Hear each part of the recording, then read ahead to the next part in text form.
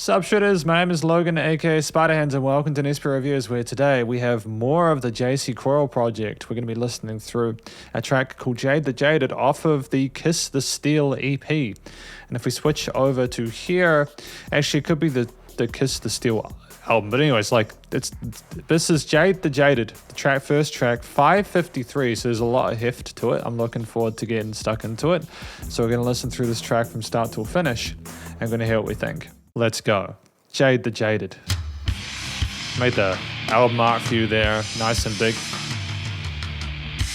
Yeah, there we go. Oh, it's got a fizzy kind of old school death metal kind of tone to it with these drums and the guitars.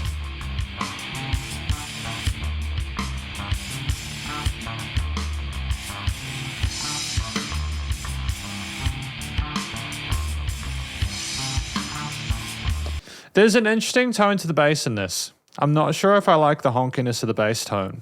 I don't think that that should be the most important thing necessarily, but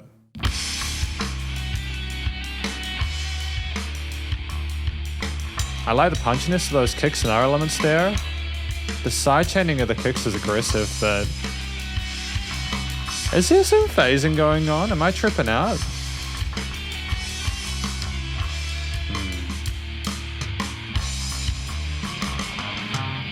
Fizzy tones to that bass though. I like a bit of distortion, a bit of edge on it. Always getting experimental with those fretboard shapes, a little bit of hammer-ons and pull-offs there. Great choice. And obviously the drums are stellar. I think my understanding, if I'm not incorrect, is that Croyle's sort of speciality is the drums. It almost sounds like there's a weird kind of resonance in like the 2 to 3 kilohertz.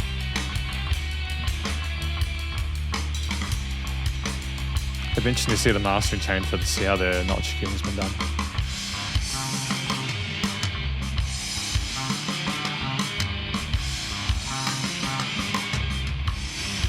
But the motifs and musical ideas behind it are engaging, you know. It's constant movement between those different drum patterns.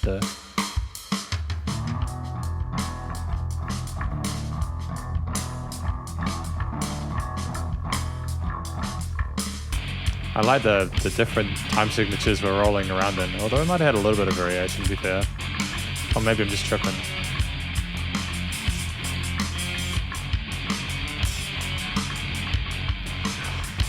I do think that the guitar is being inhibited by the kicks, and I'm not sure if sidechaining the guitars was a good decision here.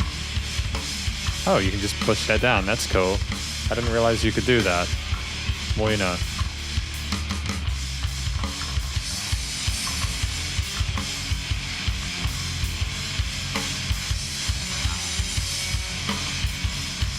It's ferocious and filthy though, dude.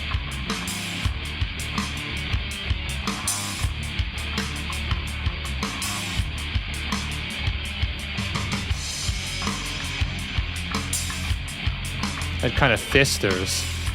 The ideas here we have melodically from like a theory perspective, they sound, you got minors with a Phrygian mode occasionally with that flat second.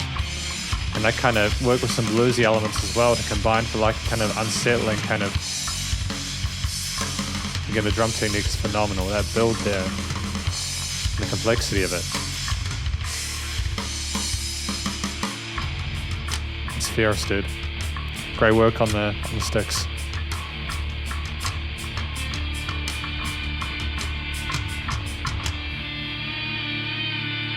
Yeah, so you can hear there how like when the drums stopped, the guitars came back up volume-wise. I'm not sure if that was an automation decision or like a response from the compressor, bus compressor.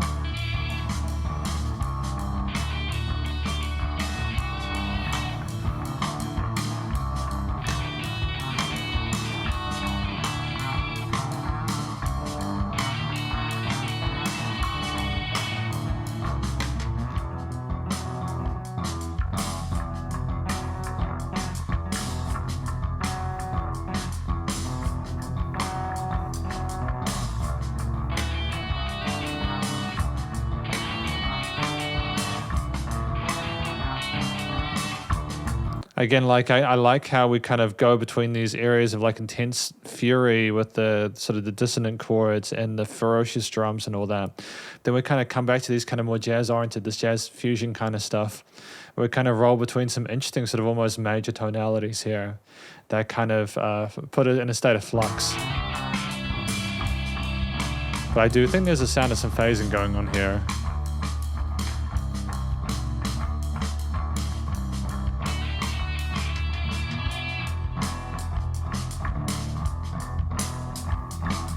I like the dynamic range on a drum kit though.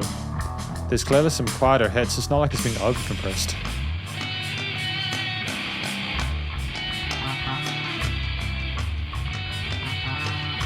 It's also worth remembering that this could be the sound we wanted to go for as well.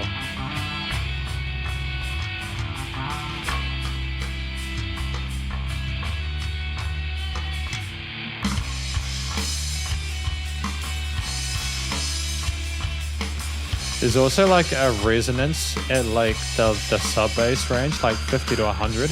Like a ooh. There's something going on down there that may also be causing issues with the side chaining.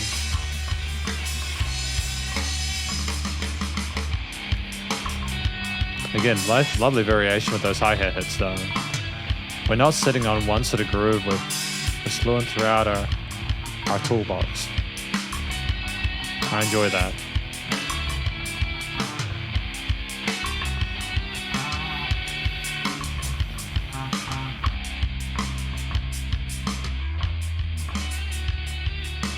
Want to fade out there? Very classy. No. Okay, that's kind of unusual because like I heard the fade out and the lowering in volume and I thought that was like a legitimate fade out of the track and its volume there, but then it was the compression again. And this is the conclusion of my review of Jade the Jaded by the JC Croyle project off of the Kiss the Steel album. What do I think that this track is about? Jade the Jaded. Jade the Jaded. I mean, like, we've got, like, lots of sort of, like, you know, we've got Jade and Lithium and Hot Iron and Kiss the Steel and the Zinc, Topaz, Wire. So we've got that kind of heavy metal kind of vibe, the mineral kind of aesthetic to it. I think that's great. I listened to this and I think, what could this possibly be about outside of the fact that Jade the Jaded? It has a sadness to it, an almost relative state of depression to it, where I think that in regard, because there's obviously, you know, I have to work based on the theme I'm given. It's like someone being worked over, having their mind sort of warped and mutilated by, like, I don't know, like being brainwashed or something like that, or going through like a really rough time. And it's someone sort of being maybe gaslit into believing something that they know isn't real, but they slowly fall further into that at the end. And maybe the really rough part in it is like that they do get to that place where they really resist it, but then they just can't continue and it just kind of moves away from that eventually. That's kind of my interpretation of it. Hopefully I'm not too far off with that. Although to be fair, if it's instrumental, it's generally open to interpretation, and that's the wonder of that's the thing that's wonderful about having instrumental music, is that you're not hand-holding or spoon-feeding the listener. You're allowing them to think for themselves and come up with their own sort of conclusion, which I thoroughly enjoy. I believe that within this track we had lots of stuff that was really positive going on with this, with like the instrumentation, but to be fair, it's also 6 minutes, right? 6 minutes is a long time for a song. It's a very long time, and you've really got to make sure that you hook people in that those first 30 seconds, man, or even the first 10, because even if you are making some really dope tunes, and even if the last bit of that song is the best thing you'll possibly ever make, and it's the best thing a person's possibly ever heard, if that 10 to 30 seconds, if that's not done correctly, people may not really want to go that far. They might not want to take the risk, and to be fair, how would they know? Because they haven't heard that gloriousness yet. So I kind of like the fact that we got everything at once with this track. We had JC Croyle with the drums, the bass, and the guitar. It is just that. You don't have a sort of the pretension of expecting the listener to go through 6 minutes of constantly expanding elements there. You simply give the person it at that. And it's like, yeah, absolutely. You know, you can hear the different drum grooves. You can hear that it's in a slightly alternative time signature. You can hear that there are some different sort of rhythms being played on those, and you can hear that the guy's fully competent as a percussionist. Like, I don't think there's been a track I've heard from JC Croyle that's ever been weak. if at least from a rhythm and groove perspective, he always knows how to find this sort of finesse where he manages to articulate even the most sort of like repeated guitar themes or bass lines with just that little bit of pep there that kind of spices them up.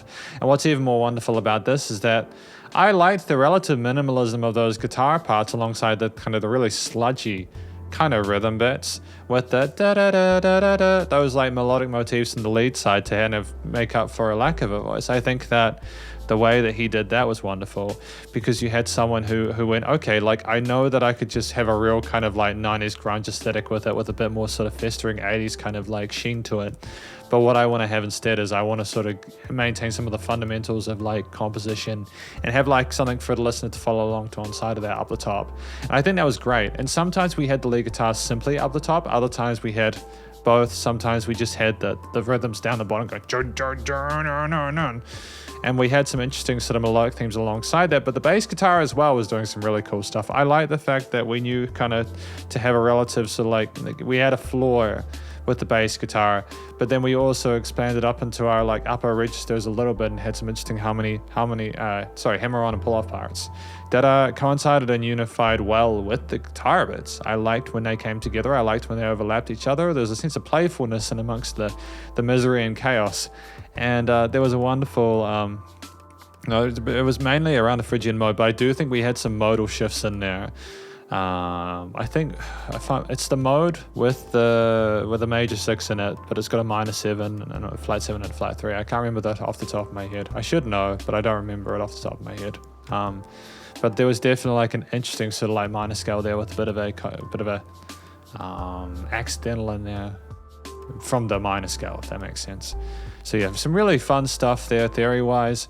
There was never a dull moment within this track. We did return to some sort of riffs or motifs, but we knew how to sort of make it even more entertaining and interesting by simply changing up the drum grooves or not just sitting on an idea and kind of copy and pasting it. And that's what I think I also like about what JC Croyle does is he's been doing this long enough to where he understands that you cannot just copy and paste a track. You've got to have enough range in there performatively, as well as compositionally to keep a person through, even if the initial theme is dope. Even if it's super duper massive and awesome, you can't rely on that for 6 minutes. So good job on that front. The only real sort of contentions I had with this track were with the recording, mixing, mastering, the production. So I've already talked about a lot of it, so I'm not going to like go, but you know, I'm not going to be sort of really torrid about it. I think that I liked the guitar tone. I think that it was filtered and EQ'd well. I think that sizzliness and the kind of fizziness of the distortion and how kind of fuzzy it was great, and it worked really well for the aesthetic, for the music they were playing. I liked the tone of the bass. I think that the bass had a nice full tone which contrasted well with the filtering and EQing of the guitar parts, and I think those elements were great. And I also liked what we were trying to do with the drums from a tonal perspective, but I cannot get away from the thought that there was some phasing issues, because there was some weird kind of upper level resonances frequency wise. And I know that this isn't something that like I've heard stuff from JC Croyle, and we haven't had this before. So I think it might just be worth double checking to see if that is a deliberate tone we want from that drum kit, or if there's a phasing issue, because it just sounds a bit weird in this one. Which is a shame, because the drumming is like one of the strongest elements of these tracks. And for me to kind of listen to this and go, oh, the drums sound weird, it's a shame, if I'm honest. And it's not because I am disappointed, it's just because I know that we can probably figure out what this is. And once we get it sorted, it'll sound dope. There's nothing wrong with the performances, you know, it's good. It's just, especially for the first track off of an album, it's kind of brutal. But again, I'm sure we can figure out what that sound is. And it might also just be my headphones. Although, yeah, I think they're still going okay at this point, even though I've done like 1,000 reviews with them. What else do I want to do? What else do I want to say about this? I think that, you know, there was sidechaining going on. There was a bit of low end resonance in that bass guitar, though, despite the happiness with the tone. I think there was some sub bass stuff that was kind of messing with the sidechaining and making things pump a little bit on the master chain, which is a shame. I think that, you can say as much as you want that you can fix that with a master meter, like a loudness meter at the start of the master chain, like a VU meter. But as soon as you get that limiting on, it will just limit to a point where the bass, even if it's loud in the mix, it's going to be loud in the master, you know what I mean?